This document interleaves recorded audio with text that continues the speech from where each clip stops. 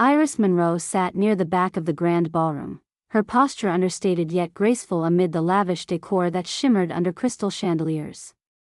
She wore a simple, pale blue dress, nothing like the designer gowns that swept past her on satin slippers and glittered in the glow of the golden light.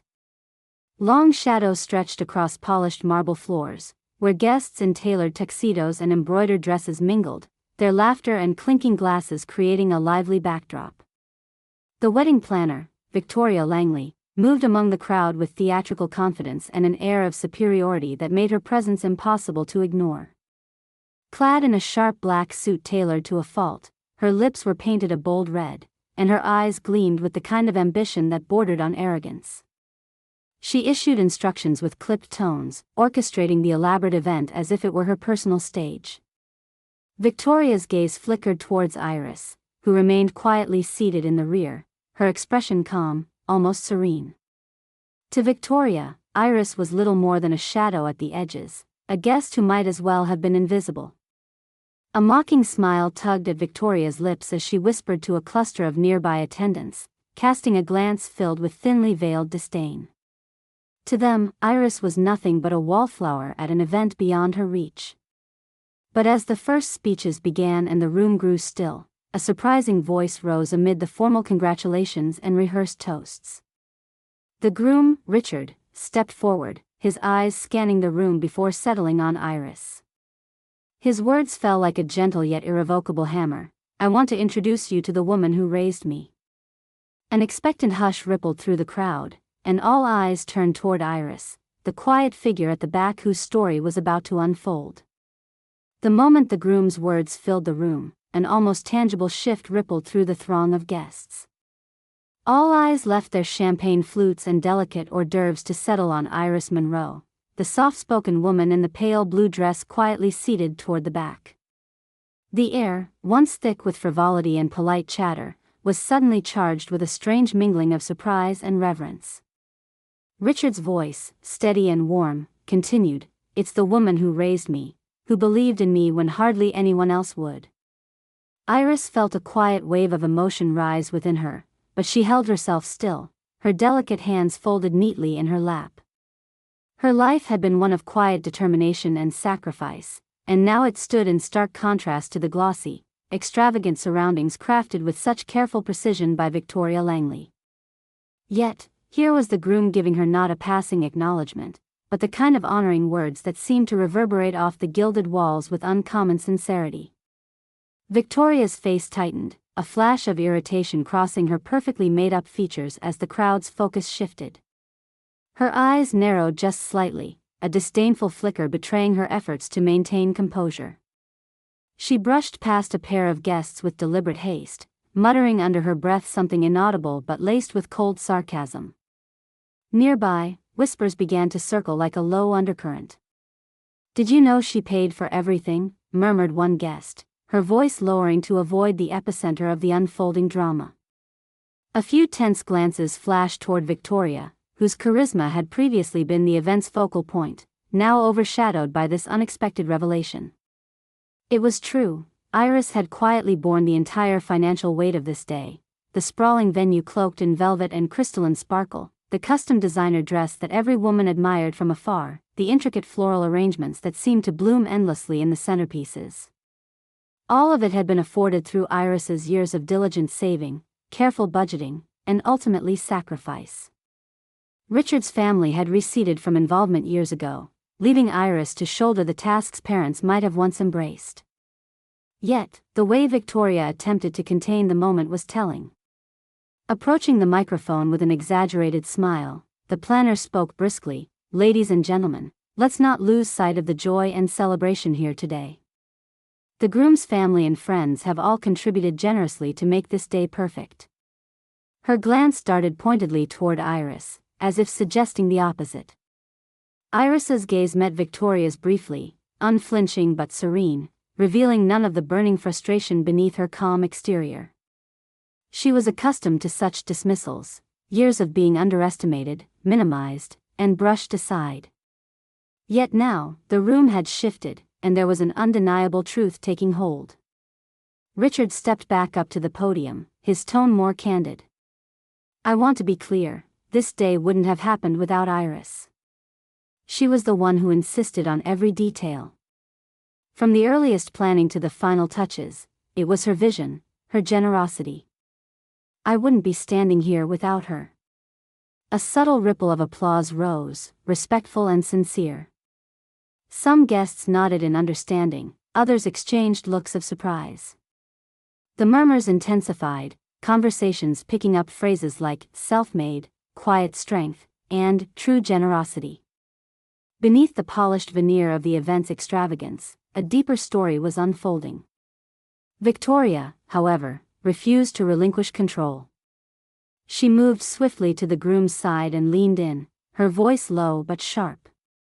"Richard, this isn't the story you want to tell right now," she whispered, though loud enough for the immediate circle to overhear. "The family's contribution is what makes this day real." But Richard's eyes, usually deferential in Victoria's presence, sharpened with quiet resolve. "Victoria, Iris's contribution is real, more real than anything else here. It's my truth."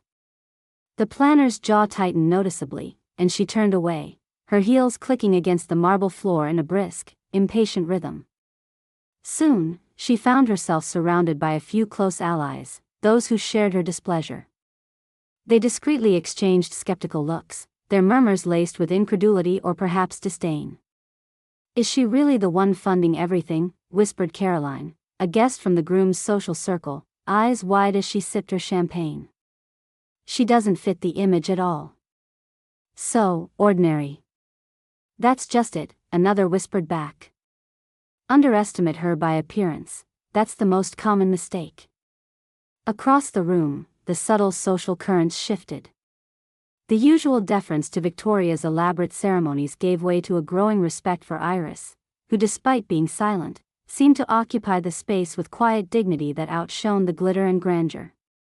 Iris thought of the countless mornings spent balancing bills and working overtime jobs. Of the nights kept awake worrying about Richard's future long after his absent family had withdrawn their support. Her world had always been one of muted sacrifices, but at this moment they highlighted her invisible strength, her unwavering love. Yet she also felt the prickling sting of being judged not for her generosity, but for the very simplicity with which she carried it. That soft-spoken nature, that modest dress, many would see only that, never the decades of toil that had sustained a son and now, an entire celebration. Victoria had always been adept at spinning narratives, weaving social stories that masked truths inconvenient to her stature and control. To have that unravel here was a blow that could not be ignored. As conversations grew hushed but insistent, Victoria made a final, subtle move to reassert dominance. She directed the ushers to dim the lights slightly and signaled for the next speaker. The atmosphere shifted back towards celebration, but a brittle undercurrent remained, lingering tension palpable even in the glittering air. Richard, however, lingered beside Iris, his expression softened by gratitude and pride. "Iris, none of this would be happening without you. I'm tired of letting others decide your worth." Iris offered a small smile, one that was both tender and weary. "Richard, I've never needed others' approval. Just to know you're happy." Their brief exchange drew attention. Some guests noted it with warmth, others with surprise. Even the most cynical couldn't deny the authenticity between the two. As the night progressed, more voices quietly abandoned pretense. An elderly aunt approached Iris with a gentle nod of respect. "Iris, you have done so much. Thank you for everything, especially for loving him." The phrase struck a chord deep within her. Perhaps this night was the beginning of a shift, not just in perceptions, but in acknowledging the quiet efforts that so often went unseen. Even the bridesmaids, previously absorbed in their carefully rehearsed smiles and social obligations, now glanced toward Iris differently. A simple nod here, a fleeting smile there, small gestures of solidarity blossomed. Yet beneath these positive currents, Victoria seethed quietly, plotting how to reclaim the narrative before it spiraled beyond her reach. Her earlier bravado now tinged with a fragile edge that hinted at less subtle schemes soon to come. As the evening speeches progressed, Iris remained seated but no longer invisible. Her story, spoken through the groom's voice and echoed in the tentative admiration of others, had pierced the facade. The lavish event, once defined by appearance and control, had become a stage for truth, vulnerability, and unexpected honor. The dance floor began to fill, and guests started mingling with changed expressions, some thoughtful, others unsettled. Victoria's tight smile remained, but it no longer commanded the room as it once had. Iris glanced around, feeling a quiet hope flicker. Could this moment mark a real turning point? Could the sacrifices she'd made, so long hidden behind a reticent exterior, finally be seen for what they truly were, acts of love and strength? As the music swelled and laughter resumed, whispers continued to ripple beneath the surface. This was no ordinary wedding night. It was a quiet reckoning. For those watching closely, the question hung in the air: how would Victoria respond next? Would the truth continue to hold sway, or would the planner's ego push back harder to reclaim control? And for Iris, it was a rare opportunity to stand, not in the shadows, but at the edge of recognition. If you find yourself reflecting on times when quiet strength has overwhelmed bold bluster, stay with the story to see how Iris's journey unfolds. The evening unfolded with its usual rhythm, yet for Iris Monroe, the quiet guest in the pale blue dress, time seemed to slow in a way that marked this night as unlike any other. She watched as the crowd gravitated away from Victoria Langley, the wedding planner, whose polished exterior now seemed cracked and fragile under the weight of truths revealed. The whispers that once skirted politely around Iris now swelled into voices that spoke openly, some in admiration, others in incredulity at how she had quietly orchestrated the grand event. Yet beneath the surface of this newfound recognition, Iris wrestled with an uneasy mixture of pride and self-doubt. Years of sacrifice had built this moment, but the sudden spotlight felt foreign, almost overwhelming. She had always been the woman behind the scenes, the steady hand that guided Richard's childhood and later his adulthood quietly and without fanfare. Now, the very foundation of her modest life seemed simultaneously exposed and challenged. Would this acknowledgement truly change how others saw her, or was it merely a fleeting ripple in the sea of social impressions? As she reflected, the atmosphere thickened with tension. Victoria, sensing her unraveling grip on the event, and the guests, began to escalate her tactics. The planner's smile grew tighter, her movements sharper, betraying a frustration she no longer tried to mask. Whispered complaints grew louder, her voice slicing through conversations as she barked directives, determined to reassert dominance. When a microphone mishap allowed Victoria to briefly seize the platform again, she stormed through a speech laden with subtle jabs aimed squarely at Iris, though no name was mentioned. Order and proper etiquette require respect for those who plan and manage such events, she intoned, her tone dripping with condescension. Let us not be distracted by outside presumptions or misplaced claims. Iris's heart pounded at the edge of her composure, but her face remained calm, her hands resting lightly on the lace clutch in her lap. She knew this was more than a battle for control of a wedding, it was a test of dignity and truth. The guests reacted in various ways. Several exchanged uneasy glances while others stiffened in defense of Victoria, their loyalty tied to the planner's social standing and reputation. Yet, many more shifted their attention back toward the honest warmth radiating from Richard and the humility shimmering in Iris's quiet confidence. Suddenly, the entrance doors opened again, and a woman stepped inside who altered the dynamics further. Eleanor Finch, Richard's biological mother, arrived, her presence unexpected and a bit elegiac. She was a tall woman with an air of reserved grace, dressed simply but not without style. Her entrance caused a subtle hush as heads turned, some in surprise, others in curiosity. Eleanor moved toward the center, her gaze resting on Iris with an expression that melded respect with what seemed like regret. She approached Richard, who came forward smiling broadly, a visible relief washing over his features.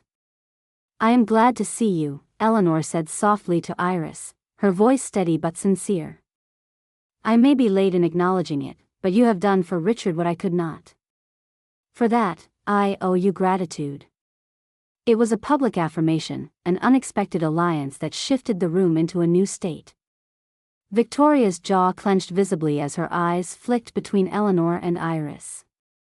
The subtle network of power she wielded was loosening, and she could do little to prevent this moment of genuine recognition. The planner, always quick with a retort, attempted to orchestrate a quick change of subject. "Let us not forget this is a day of celebration for Richard and his bride," she declared, attempting to redirect the room's attention to the newlyweds. But the momentum had shifted. Guests were not easily led back to surface distractions. Victoria's frustration turned to more aggressive maneuvers behind the scenes.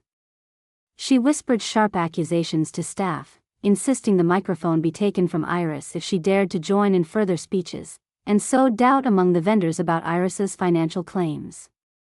The rumors spread like wildfire, and not all softened by facts. Rumors questioned Iris's wealth, aimed to suggest she was meddling from the shadows rather than rightfully celebrated. Some whispered that her contributions were exaggerated, that the groom's family was still the real source behind the grandeur. Yet, Richard stood steadfast, dismissing such unsubstantiated claims whenever they surfaced, lending the power of his voice to Iris's support. Iris herself, in moments of solitude, felt the weight of the night's conflict settle on her shoulders. The soft-spoken nature that had served as her shield seemed fragile against the relentless tide of social skepticism and overt hostility. She grappled with waves of self-doubt tempered by a firm resolve. She would not be diminished, nor would she betray the sacrifices that had defined her life. In a rare moment of vulnerability, she found herself confiding in a close friend from the hospitality staff, Marie, who had watched the unfolding drama with quiet sympathy. "Do they see me, Marie? Or just the parts they want to see?" Iris whispered, voice trembling slightly. "I've never needed recognition, but tonight, it feels necessary." Marie placed a gentle hand on hers. "You're more than the whispers and glances. Tonight, they're learning what it means to really see." Elsewhere, the guests continued to process the unexpected developments. Some offered respectful smiles and nods as they passed Iris. A few took the courage to approach her with words of support. The mood, though tense, held an unspoken acknowledgement that this was no ordinary wedding. Yet Victoria's schemes persisted beneath the surface, threads of deceit and manipulation subtle but dangerous. She circulated stories meant to discredit Iris, questioning her motives and intentions with pointed insinuations. The tension mounted as some guests wavered between belief and skepticism, uncertain where their loyalties should fall. A crescendo approached as the final speeches were announced. Iris was asked to speak, an invitation both surprising and daunting. She approached the microphone with a composed grace that belied the turmoil within. Her voice was soft but clear as she addressed the room, carefully choosing words that reflected humility and strength intertwined. "Thank you for this unexpected honor tonight," she began, drawing a collective hush.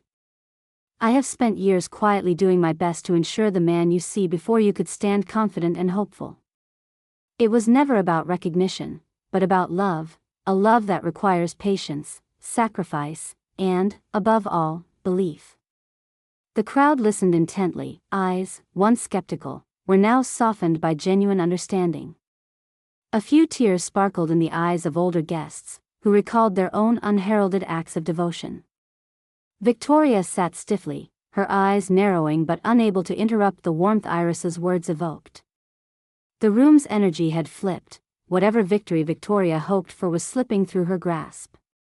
By the time Iris finished, the applause was slow to build but sincere, swelling until the entire hall seemed to honor her quiet dignity with a standing ovation. It was then that the stakes rose higher. Victoria, her pride wounded and escape options dwindling, confronted Richard privately, her words edged with desperation. "You're letting this woman, this outsider, steal the show. This isn't over." Richard's reply was firm, his voice unwavering. "Iris's truth is not a threat, it's my reality. If that unsettles you, it's time you adjust your expectations." The planner stormed away, her footsteps heavy echoes in the vast hall, leaving behind a crowd now charged with a new respect for Iris's resilience. As the evening drew late, Iris stood quietly near the reception tables, watching the dance floor fill with laughter and celebration.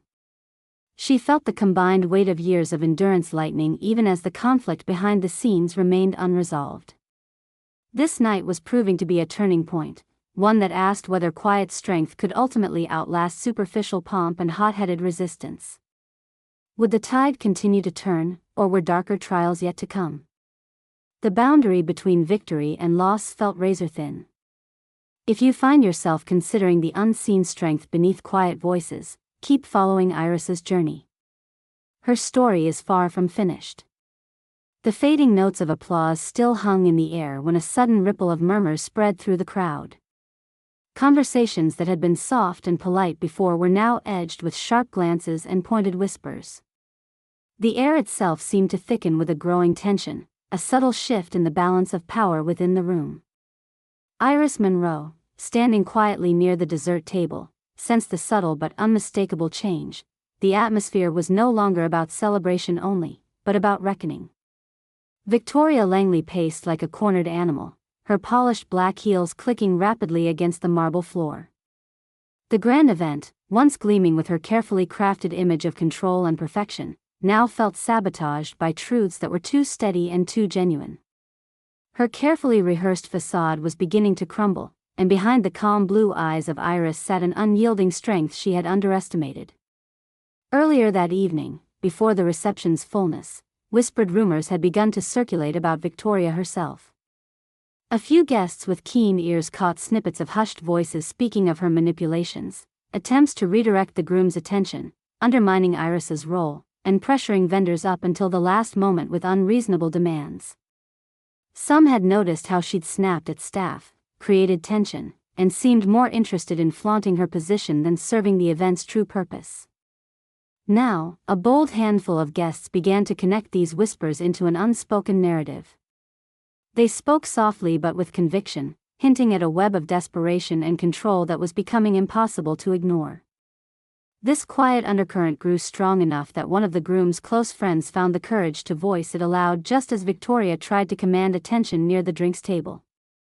"Isn't it true," he said carefully, fixing her with a gaze as steady as his words, "that some of your decisions tonight were more about your ego than the groom's happiness?"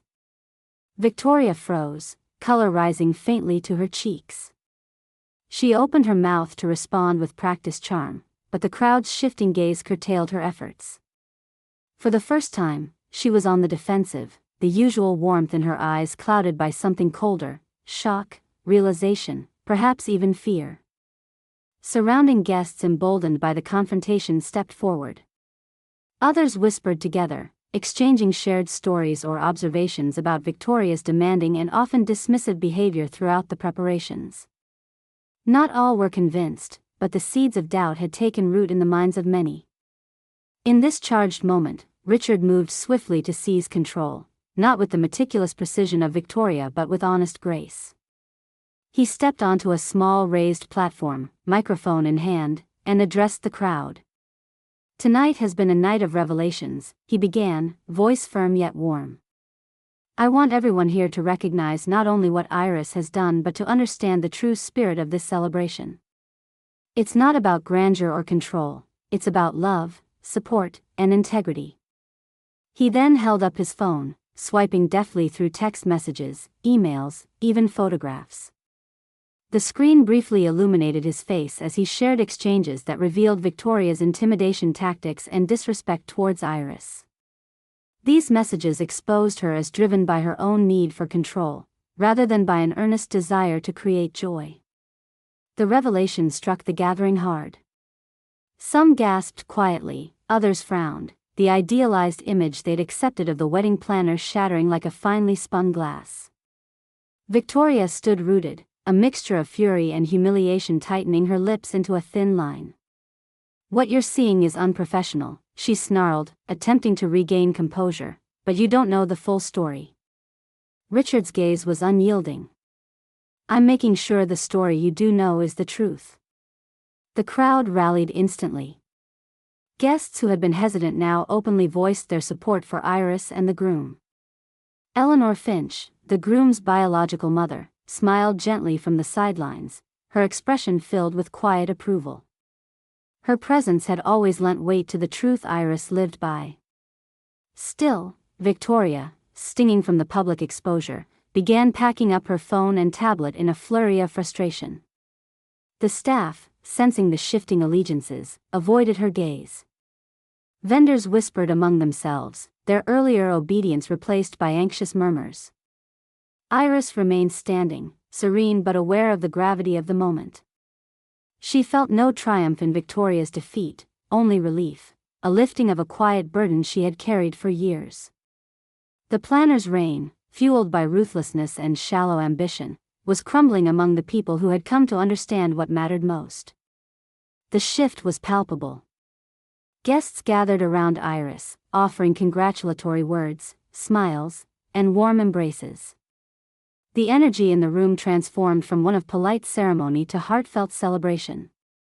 Richard took Iris's hand in his, whispering words of thanks that only she could hear. In that moment of connection, the years of quiet sacrifice found their acknowledgement, not in loud declarations nor flashing lights but in honest, shared understanding. Victoria's departure was marked not by dramatic scenes but by a quiet unraveling, a retreat from the center of a gathering she could no longer command. Her heels echoed down empty corridors, a fading stamp of lost authority. As the evening moved into its final hours, Iris found herself surrounded by guests who sought her company. The bridesmaids, once coordinated and aloof, now chatted warmly with her. Staff who had once waited anxiously for Victoria's demands now smiled with genuine warmth. The transformation was as remarkable as it was deserved. Amid the soft music and dimmed lights, Iris contemplated a future suddenly wider, richer, filled with possibilities she had seldom acknowledged. Her quiet resilience had not only earned respect but had also reshaped the narrative of the day. The story was far from over, but the battle lines had shifted. New alliances were forming, and Victoria's power had been irrevocably diminished. The question that now lingered was this: could Iris's quiet strength not only withstand these trials but blossom into a lasting beacon of respect and love? And would those who once judged her learn to recognize the value in humility and sacrifice? The night whispered promises, unspoken yet potent. If you've ever felt the weight of being underestimated and wondered how dignity can be defended, keep following Iris's journey as it moves toward its final, unforgettable moments. The evening had deepened into a hushed twilight, the grandeur of the wedding hall softened by the gentle glow of candlelight flickering atop slender glass holders.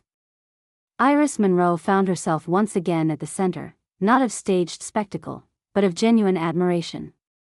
Around her, guests shared stories and laughter rich with warmth, a stark contrast to the earlier tense energy that had gripped the room. Richard, beside her, smiled with a tender pride that silenced any lingering doubts of Iris's place in his life and the celebration. The music, once background noise to a formal occasion, now ebbed and flowed in rhythms that encouraged openness and heartfelt connection. The planner, Victoria Langley, had vanished from the scene, her departure marking the fall of the facade she had so meticulously crafted. Whispers confirmed that vendors, unsettled by her earlier conduct and the revelations that had come to light, had distanced themselves, leaving her isolated in the social ecosystem she once controlled. As the guests gathered for the final moments of the night, Iris stepped forward to address the room, her voice gentle but clear, carrying a quiet authority that demanded attention without commanding it. "Thank you all," she began, eyes sweeping across familiar and newfound faces. "This day represents more than a joyful occasion, it reflects what love truly means. Not in extravagance or control, but in the sacrifices made quietly, often without recognition." Her tone was steady, each word shaped from years of patient endurance. "I learned early that strength doesn't always roar. Sometimes it whispers in moments of uncertainty and keeps going even when it feels easier to surrender." The crowd listened in thoughtful silence, absorbing the humbling truth that had so long been masked by the glitter and pomp of extravagance. "This celebration," Iris continued, "was built on many hands, some seen, some unseen. I hope that going forward, we remember to honor the quiet acts of love among us, the ones that never seek the spotlight but make the greatest difference. Soft applause swelled into genuine, heartfelt standing ovations, the warmth carrying through the expansive hall like a gentle wave. Faces young and old glowed with respect, their expressions touched by the authenticity Iris embodied. Richard took Iris's hand, a silent promise and acknowledgement. In this moment, the room bore witness not to social standing, wealth, or spectacle, but to the enduring power of kindness, humility, and unwavering love. The consequences of the night's revelations rippled beyond the immediate crowd. Friends and guests who had previously aligned with Victoria found themselves reconsidering their loyalties. Most now viewed her arrogance and superficiality as liabilities rather than strengths. Those who had judged Iris on appearances learned a profound lesson about the richness hidden beneath modest exteriors. Eleanor Finch, Richard's biological mother, approached quietly, offering a tender smile and a respectful nod. "You have more than earned your place here," she said softly. "I see now what I couldn't before." Iris's response was a gentle smile, one that carried forgiveness and quiet strength, not just for Eleanor, but for all who had failed to recognize her true worth before. The evening's final dance began, a tender waltz shimmering under soft lights. As couples swirled across the floor, Iris felt the weight of years lift from her shoulders, replaced by a serene joy born from acceptance and discovery. In that moment, she realized that victory was not about conquering opposing forces, but about standing firm in one's truth and inspiring others to do the same. It was a lesson in grace triumphing over pride, in the gentle power of authenticity. As the guests began to disperse, many sought Iris for a quiet goodbye or a word of thanks. The network of respect she had cultivated stretched steadily, promising growth beyond this singular night. Outside, a cool breeze whispered through the open doors, carrying away the echoes of celebration yet leaving behind a lasting warmth.